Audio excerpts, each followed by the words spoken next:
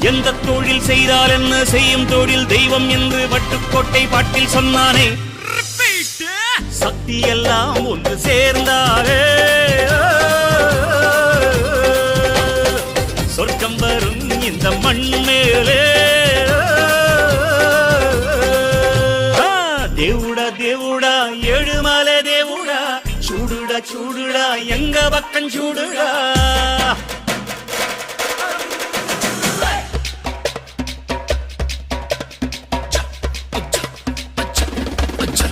Okay.